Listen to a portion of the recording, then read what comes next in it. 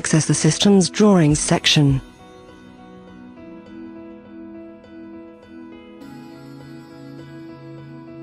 And from the specific node.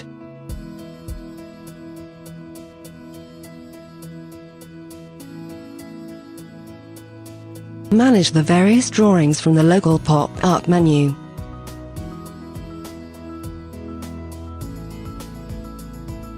Add subsystems, MPPTs, and generators.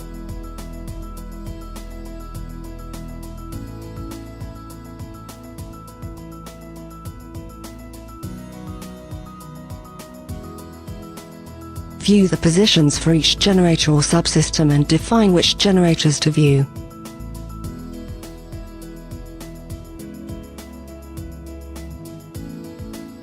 Define a color map for each set of modules.